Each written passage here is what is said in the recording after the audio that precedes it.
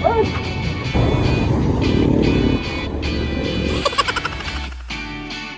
morning mga katindahan!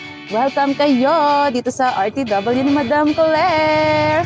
So for today's video nga mga katindahan ay magkakaroon tayo ng episode. Ayan, dahil nga tayo ay merong mga pinamiling paninda na nagkakahalaga ng nasa 100,000 plus.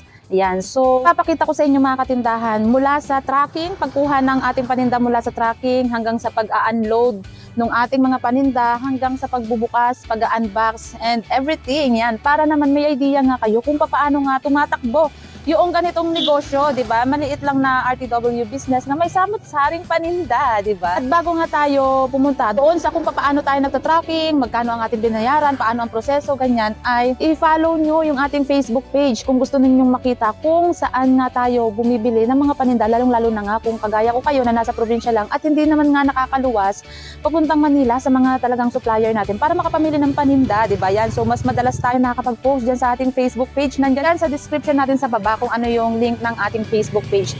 Kaya lang mga katindahan, tara samahan ninyo ako dahil i-share ko nga sa inyo kung paano nga tayo kumukuha ng paninda sa ating tracking. Let's go!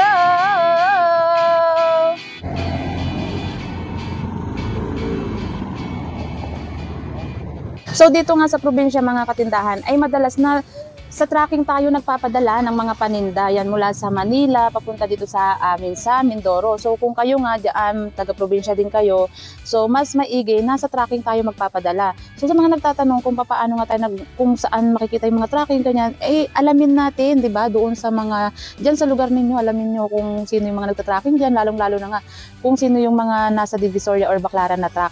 Yan. So ilalagay ko diyan sa description sa baba yung video na patungkol nga sa kung paano tayo makakakuha ng tracking. Kasi nga, kung ikukumpara natin yung pamasahin ng ating mga paninda sa tracking kumpara sa mga bus shipping, ganyan, is mas makakamura talaga tayo sa pagpapatracking kaysa ipapadala natin sa mga bus. Lalong-lalo na kung napakarami ninyong ipapadala, kagaya nitong sa akin, di ba? Ilang sako, ilang box, ganyan yan. So, mas makakatipid talaga tayo kapag pinatracking natin. Pero okay lang yung magagalang driver na yan.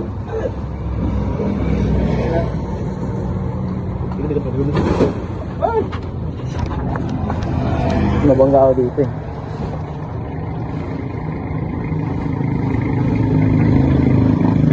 Ganito yung ma-experience ninyo kapag nasubukan nyo magpa-tracking. Yung ibang tracking, dinadaan sa tindahan mismo, yung mga paninda, lalong-lalo na kung along the way lang naman yung tindahan, di ba? Or yung magpipick up. Pero dito sa amin, minsan lang idinadaan sa harapan namin kasi nga, ito na yung pinakang dulo nung kanilang ruta kumbaga. So, mula Manila, bound to San Jose hanggang San Jose, yung last drop nila kasi dito talaga yung main ng may-ari ng tracking natin. Ayan. So, madalas is kami yung pumipick up mga katindahan, lalong-lalo na kapag galing diyan sa pag galing diyan sa Baclaran yung mga paninda, madalas kami yung pumipick up sa tracking kasi yun yung setup ng tracking. Yan. So, syempre, kung ano yung kalakaran nila susundin natin, 'di ba? Dahil hindi naman lahat ng tracking is ganoon kasi yung ibang tracking dinideliver talaga nila dito sa tindahan, lalong-lalo na yung tracking namin ng Divisoria, yan. So dinideliver talaga nila dito. Pero yung tracking nga namin, gaya ng sabi sa inyo diyan sa Baclaran, is kami ang pumipick up. Kagaya niyan nakikita ninyo, may makita kayong mga kargador na nagbababa at inaayos ang ating mga sako, ang ating mga box. Ganyan, yan. So, nandyan si Mr. ko, at saka yan ang ating bugoy, si Mawel na tumutulong sa pagbubuhat ng ating mga box, ng ating mga sako. Yan, mga katindahan. Kaya, mas maganda rin, mga katindahan, kung may sarili tayong service, kagaya natin, ayan, meron tayong chariot na nagagamit pang pick up sa ating mga paninda. Kasi kung wala tayong pang-pick up, halimbawa wala tayong service, halimbawa tricycle, ganyan na pang-pick up nga is, syempre, another bayad na naman yan. So, magkano ang bayad niyan? Aalkila tayo ng tricycle, ganyan. So, pagka umarkila tayo, more or less, ang isang takbo, 200, ganyan. Ilang takbo yan? Mga isa or dalawa. Kasi hindi naman kakayanin ng isa lang, lalo na pag sa tricycle, di ba? Another expense na naman yun na may incur doon sa ating, sa ating pagkuha ng paninda, di ba?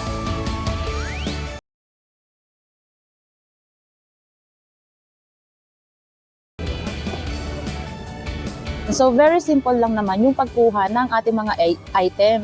'Di ba? Wala nang waybill, hindi kagaya sa mga bus terminal ganyan na may waybill pa, dadaan pa sa waybill ganyan. Pag sa ganitong tracking naman is yung resibo lang. Yan, minsan sa mga kargador nasa kanila na yung resibo kung magkano yung babayaran natin. Ang nagpepresyo niyan is yung pinakang boss nila. So, yun yung ating babayaran. Kagaya nito mga katindahan. So nakikita ninyo, yan yung ating resibo mula dyan sa tracking. So handwritten lang ito mga katindahan. At makikita ninyo dyan, mayroong pangalan at kung ilang sako at ilang box yung ating pinadala. At makikita nyo rin dyan kung magkano yung amount per category ng babayaran natin. So naka-breakdown dyan, isang sako, 2 box na 500 ang isa, 3 sako na 800 yan. Pero inad na yung isang sako sa taas, kaya naging 4 yung sako natin. Tapos isang box na medyo maliit, which is 600 ang isa. So meron tayong suma total na babayaran sa kanila na 4,800.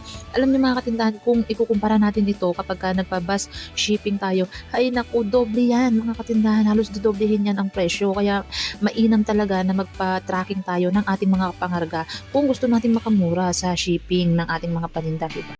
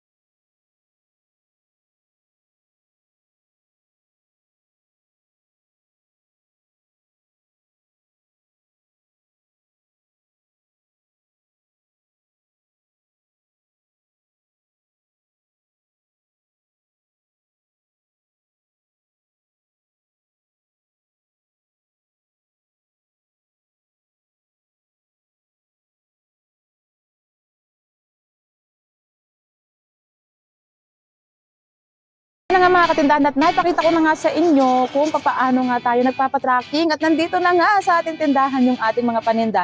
So sa next episode natin mga katindahan, na ipapakita ko naman sa inyo yung pag-unload, di ba? Paano yan, di ba? Yan, so yan ang next ko sa inyong i-share. Kaya naman mga katindahan, maraming salamat sa inyong palaging panonood, and happy selling! See you on my next episode!